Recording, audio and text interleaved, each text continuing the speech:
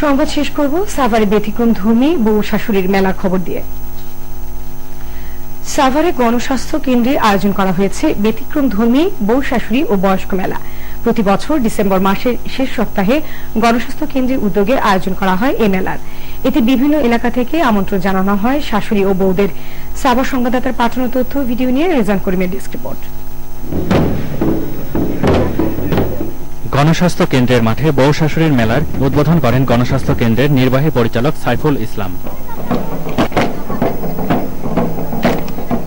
মেলায় বউ শাশুড়ির পারস্পরিক সৌহার্দ্য বাড়াতে বউর প্রসবকালীন সময়ে শাশুড়ির ভূমিকা, মানব শরীরের বিভিন্ন গঠন নিয়ে সাজানো হয়েছে নানা স্টল। ব্যতিক্রমী এ মেলায় এসেছে ছোট বড় সকলে।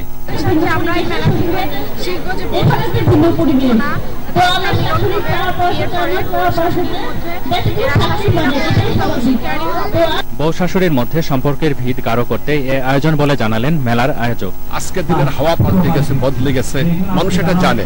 কিন্তু আমরা যখন গ্রামে গ্রামে করেছি, আমরা যখন সিরাজগঞ্জে করেছি, আমরা যখন সোনাগাজীতে করেছি, আমরা যখন চাঁপাইনবাবগঞ্জে করেছি, সেখানে প্রচুর আসে। এবং সবচেয়ে মজার ব্যাপার হলো বউ শাশুড়িরা আসে, তাকে দেখে অন্যান্য উৎসাহিত লোকেরা তারাও এসে সেখানে হাজির হয়, তারাও এসে শোনে এবং তারাও রিচ হয়। ব্যতিক্রম ধর্মী এ মেলায় মনোরঞ্জনের জন্য আয়োজন করা হয়েছে সচেতনমূলক নাটক ও সঙ্গীতানুষ্ঠান।